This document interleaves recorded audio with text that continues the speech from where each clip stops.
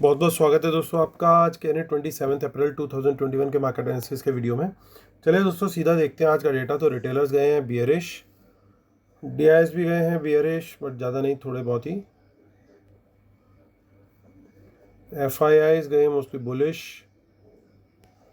और प्रोज भी गए हैं बुलिश। चलिए नेट पोजीशन चेक कर लेते हैं दोस्तों कि एग्जैक्टली एफ एंड ओ के अलग अलग कैटेगरीज में किस किस कैटेगरी के क्लाइंट की क्या क्या पोजीशन है। फिर हम फाइनल एंड में फॉर्म करेंगे एक व्यू कि बाजार की क्या हो सकती है डायरेक्शन। तो ध्यान से देखिए, आज एक्चुअली में कोई चेंज नहीं है। तो इसका मतलब ये है कि रिटेलर जो अपने लॉन्ग मेंटेन कर रहे थे, एफआईज अपने लॉन्ग मेंटेन कर रहे थे, वो सेम है। डीआईएस जो अपने शॉर्ट मेंटेन कर रहे थे और प्रोज ने अपने जो शॉर्ट मेंटेन कर रखे थे वो भी मेंटेन्ड है। सो मेजर हमारे को यहाँ पे कोई एक्शन होता हुआ नहीं दिख रहा। अब इंडेक्स कॉल पे आते हैं दोस्तों। देखिए इंडेक्स कॉल में लगातार कॉल राइटिंग बढ़ाता जा रहा है रिटेलर, यानी कि वो हो रहा है बाजार को लेके बियरिश। इंडेक्स कॉल में एटलीस्ट एफआईज की बात करें तो वो हो रहे हैं बुलिश। क्योंकि आज भी उन्होंने बाइंग करी अराउंड 20,000 कॉन्ट्रैक्ट्स की। प्रोज ने अपनी जो कॉल राइटिंग थी वो और घटा दिया, वो 9,500 कॉन्ट्रैक्ट पे ही रह गए। आते हैं इंडेक्स पुट पर। तो हमारे जो बब्बर शेयर है उन्होंने अपनी पुट राइटिंग काफ़ी घटा ली। इनफैक्ट अब वो पुट बाइंग में आ रहे हैं धीरे धीरे। तो आज उन्होंने 59,000 कॉन्ट्रैक्ट बाय किए हैं पुट के, और नेट शॉर्ट अभी भी उनके 24,000 है मार्केट में। और एफ को देखें तो अब वो थोड़ा सा होल्ड कर लिया उन्होंने यहाँ पे कहीं ना कहीं। सो ये जो थोड़ा सा होल्ड किया है इसके ऊपर हम कंक्लूजन में एक बार जरूर डिस्कस करेंगे। प्रोज को देखिए, प्रोज अच्छी पुट राइटिंग करके गए बहुत बढ़िया वॉल्यूम के अंदर। सो प्रोज मार्केट को पूरी सपोर्ट देते हुए दिख रहे हैं। स्टॉक फ्यूचर को देखें तो स्टॉक फ्यूचर में एफआईज फिर माल खरीद के गए हैं आज। सो काफ़ी बढ़िया तरीके से इन्होंने रिकवर किया है और प्रोज सेल करके गए हैं, हालांकि नेट बेसिस पे वो भी लॉन्ग में है। देखिए जैसे हमें उम्मीद थी कि ये लगातार अपने पोजीशंस अब लिक्विडेट करते जाएंगे रिटेलर्स, और यहाँ पे पुट राइटिंग अभी पुट बाइंग भी कर रहे हैं ये लोग। चलिए अब वापस चलते हैं, हम एनएससी की साइड पर जाते हैं और फिर लास्ट में कंक्लूड करेंगे इसी शीट पे वापस आके। तो दोस्तों यहाँ एक मैं इंपॉर्टेंट पॉइंट डिस्कस करने वाला हूँ कि जितनी सेलिंग एफआईज ने करी उतनी बाइंग डीआई ने बाइंग जरूर करी है, पर लगातार एफआईज सेल क्यों कर रहे हैं। सो एफआईज में भी वो बाज़ार को एफ एंड ओ में पंप करके बाज़ार को ऊपर लेके जाते हैं, कैश में भी बाय करते होंगे definitely, but towards the end of the day कहीं ना कहीं वो डिस्ट्रीब्यूट करते होंगे या एक्स स्टॉक्स को लेके जाते होंगे ऊपर, जिससे निफ्टी बैंक निफ्टी ऊपर जाए, और वाई स्टॉक्स को बेचते होंगे। अपनी वो कैश की पोजीशन को धीरे धीरे हल्का कर रहे हैं, क्योंकि बाज़ार में इतनी लिक्विडिटी नहीं होती कि अगर ये अपनी पूरी सेलिंग एक साथ कर दे तो वो सारी की सारी एब्जॉर्ब हो जाए। सबसे बढ़िया इनके लिए सिनेरियो क्या होता है कि लोगों में फोमो क्रिएट करो, बाज़ार को ऊपर लेके जाओ, इतना ऊपर ले जाओ कि लोगों को लगे कि भैया इससे बढ़िया बाज़ार हो ही नहीं सकता खरीदने के लिए। फिर वो जब अच्छे से खूब डिलीवरी भी लोग ले लेंगे तो उसके बाद एफ एंड ओ की पोजीशन खाली कर दो, क्योंकि कैश की पोजीशन तो आप काफ़ी हद तक हल्की कर ही चुके हो। तो इसीलिए बाज़ार अगर ऊपर जा रहा है अच्छी बात है, डेटा के हिसाब से हम कंटिन्यू करते रहेंगे उसी तरीके से, डेटा को भी रिव्यू जिस तरीके से ये डेटा दिखाते रहेंगे। लेकिन एट द सेम टाइम हम थोड़ा सा हल्के रह करके ही चलने में बिलीव करेंगे, क्योंकि ये कैश की जो मार्केट है इसको इग्नोर नहीं करेंगे कि यहाँ पे सेलिंग क्यों कर रहे हैं। कहीं ऐसे तो नहीं 200-400-500 पॉइंट निफ्टी बढ़ा के दोबारा फिर 1000 पॉइंट के फॉल की तैयारी कर रहे हैं लोग। तो तब तक हम डे बाय डे चलेंगे और डेली बेसिस पे इस चीज़ को एनालाइज करेंगे। इसलिए हम कॉशियस व्यू लेकर के चलेंगे, प्रॉफिट मिलेगा तो प्रॉफिट बुक करते हुए चलेंगे।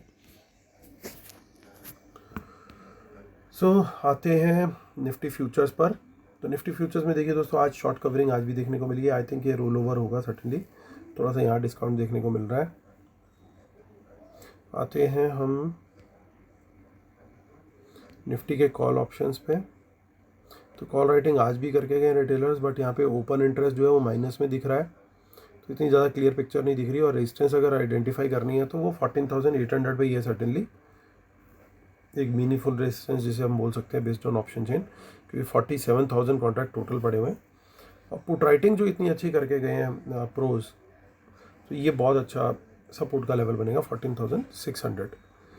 तो आते हैं बैंक निफ्टी पे। देखिए यहाँ पे भी हमें शॉर्ट कवरिंग देखने को मिल रही है, थोड़ा बहुत प्रीमियम अभी भी है। आइए ऑप्शन चेन पे चलते हैं बैंक निफ्टी की।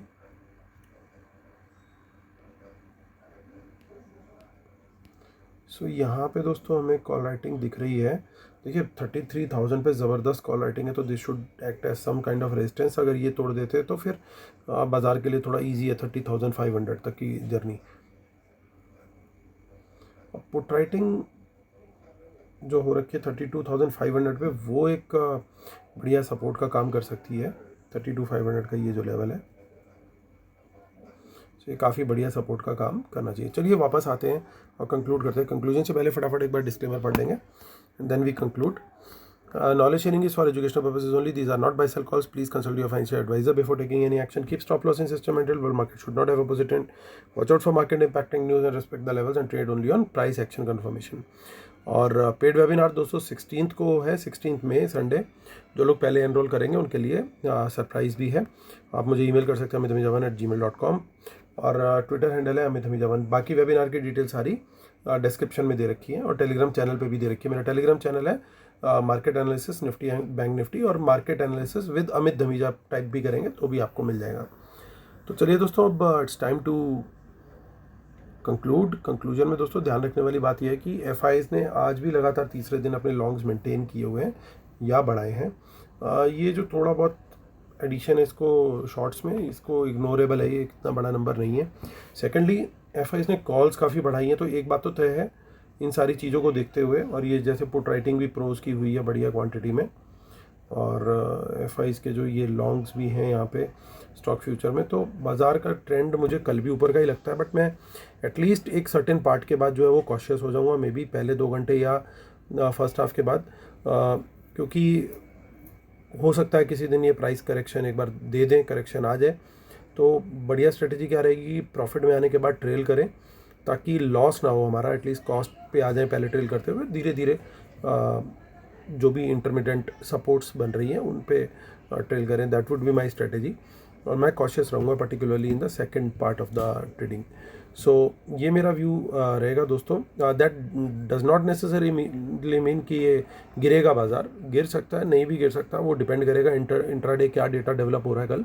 लेकिन मैं कॉशियस रहूँगा सर्टेनली, क्योंकि 2 दिन का अच्छा मूव ऊपर का आ गया, तो ये लोग एक बार अगर इन्होंने अच्छा पंप कर दिया तो हो सकता है 20-30% पॉसिबिलिटी है कि प्रॉफिट बुकिंग करेंगे। नहीं करेंगे, हम ट्रेल करते जाएंगे तो टॉप तक भी पूरा, अगर बाज़ार पूरा का पूरा ऊपर भी जाता है तो भी हम टॉप एंजॉय कर सकते हैं। तो दोनों स्ट्रेटेजी हमारी रेडी है, क्योंकि ट्रेलिंग जो है वो हमारे को दोनों चीज़ों में हेल्प करता है। यू टर्न मारते हैं बाज़ार तब भी, और पूरा ऊपर तक towards the end of the day high भी बंद होता है तब भी हमें हेल्प मिलती है उसमें।